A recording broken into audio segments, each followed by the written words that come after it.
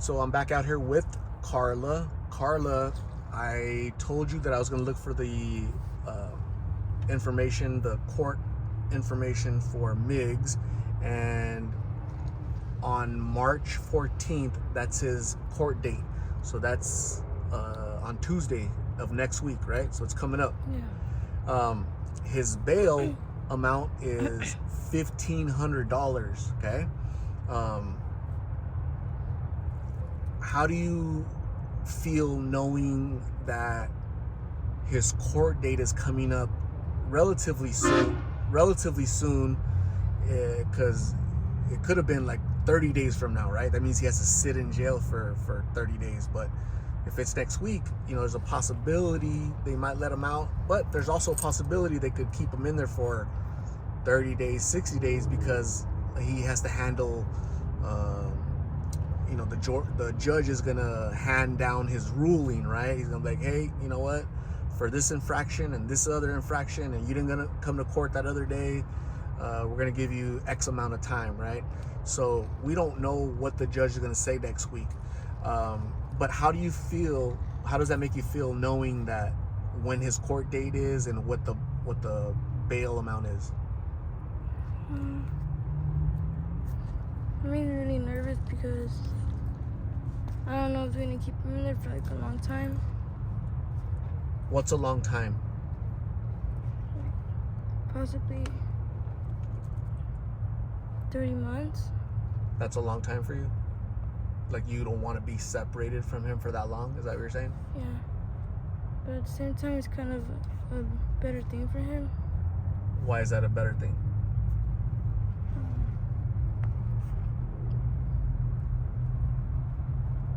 Because in that time he would be away from blues?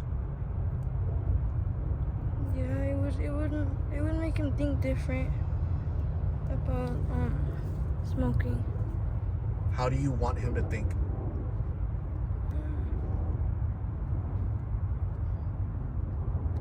That smoking isn't cool, or that maybe go to treatment and like just to not smoke at all? Do you think so you love Miggs a lot? You told me that last time. And Miggs loves you a lot. Yeah. You've mentioned to me, you've told me that Miggs doesn't harm you physically, mentally, emotionally. He doesn't harm you, right? Yeah. So, but how would your relationship be better? If we both got sober. If you both got sober? Have you guys ever talked about going to like to a detox, to a treatment center together? You ever talked about it? Well, we talked about going to I think it's called the sober living program. Sober living facility? Or housing. Yeah. Let's say that he was to receive, let's just say that next week the judge gives him 30 days. He's going to be locked up for 30 days, okay? Do you think it'd be a good idea in those 30 days for you to go to detox, to go to a treatment center, so that when he got out 30 days later, it'd be like, hey, Miggs, while you were in there, I was in a treatment center. Maybe that would motivate him, Yeah. He'd be like, oh, what would we say? My lady got clean for me, right? That's what he would say. And maybe he like, you know what? I'm gonna do that, because if he's locked up for 30 days, guess what? Maybe he's not gonna be smoking in there, right? So in a way, you're gonna both be clean for 30 days. Yeah. Do you think that's a possibility, Karla? Kind of, yeah. Would you do that? Would you be open to that? I was thinking about that. Really? What were you thinking? Well, when he gets out, he's gonna be sober, and if I'm not sober, then it's gonna be kind of hard for us to be together.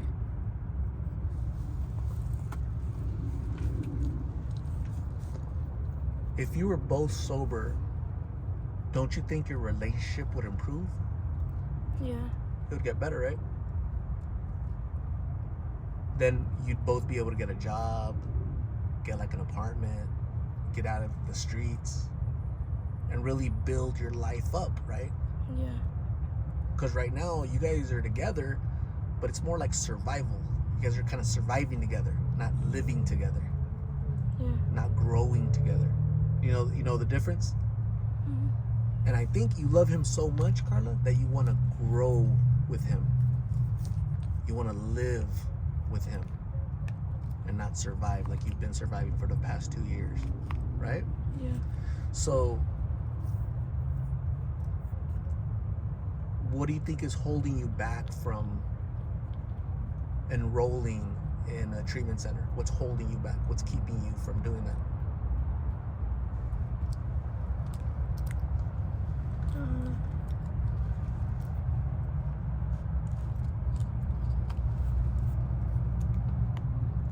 I don't know yet. I don't know what to say yet. Fear, like scared because you don't know what to expect? Yeah. Sometimes people get comfortable living the way they're living. Sometimes people that, just I've interviewed a lot of people, right? So they've told me that I'm comfortable living like this. I've been sleeping at a park for 5 years. If I was to be in a bed, I'd be sleeping on the ground because I'm accustomed to living like this.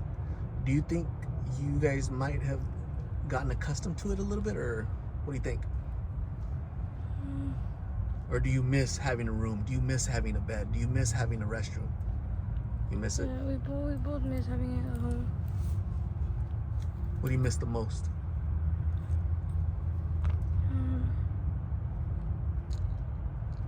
Being clean and eating every day. And cooking? Not being out here in the nighttime when it's cold. Which one's worse, Karla? When it's cold or when it's hot? 120, 110 degrees, 115 degrees, or when it's really cold at night? Which one's worse? Well, when it's cold and you don't have no blankets or no nothing, then that one would be worse. I've come out here when it was raining and you guys, there's like holes in your tent and water was coming in on your blanket, right?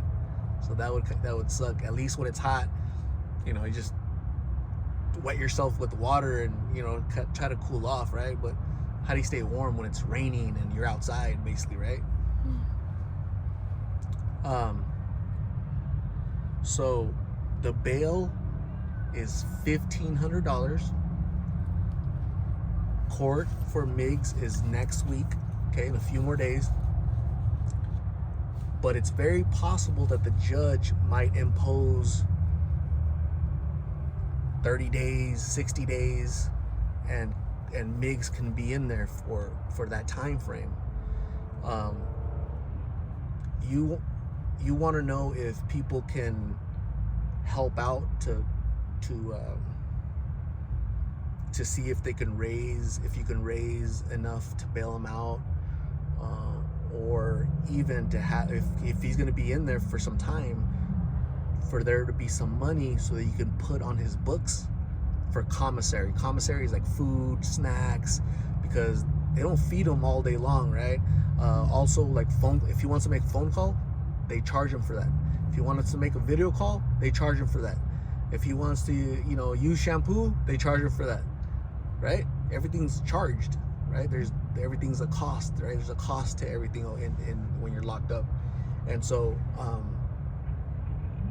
would it be nice if people can rally around and try to help out a little bit? Yes, I would really appreciate that. You'd appreciate it? So I asked you guys earlier if you had like a Cash App. Were you able to get one? I'm not sure yet, but I gotta talk with my mother-in-law. Yeah, I talked to her, and she said that it's gonna take me a while to come up with a Cash App. and I said, you're welcome to use mine. Whatever is generated there, I'm gonna come out here, hand it to you guys, and you guys can either go bail him out or put it on his books. That means put it on his account, so that when he wants to make a phone call, it's coming out of that account. Whenever he wants to eat food, it's coming out of the account. He wants to buy shampoo or soap or a towel. They don't give him nothing in there, right? They nothing. So that's the plan, okay? Karla is I'm gonna upload this video, and if anybody wants to be generous and help out Karla, you're not just helping out Migs, you're helping out Karla, because do you miss him? Yeah. How much? A lot. Is it kind of odd? How many days has he been gone now? How many days? Like 4 days? 3 or 4. 3 or 4 days? It's been a while since you've been away for that long, right? Because usually you guys are together all day, every day, right? 24/7 for almost 2 years. And does it kind of feel awkward that he's not next to you? Yeah, it does. It feels weird. Feels weird. So I'm sorry that you're feeling that way, but thankfully you're with Mig's mom, Carmen. She's trying to help you. I'm here trying to help you, console you, let you know the court date, let you know the bail amount, and if we can raise some money to Migs to get him some food and the necessities that he needs in there. He wants to hear your voice, call your mom's cell phone. He'll be able to do that if people donate, okay? So Karla, thank you very much. I appreciate you. And for all the people that donate, what do you want to tell them? I would appreciate it very much if you guys would donate something, even if it's at least like $1 or $2, just so he can like eat something in there. 'Cause most likely he's just gonna stay in there, and we're not gonna bail him out. But he'll be able to use that money for commissary, for clothes, toiletries, to make him feel a little bit comfortable. But also, he'll be able to call you, right? Because a phone call, it costs money. Yeah. He could do a video chat with you guys, but that costs money. So you'd be able to talk to him more often and see him more often, okay? So Karla, thank you very much. We'll talk very soon, okay?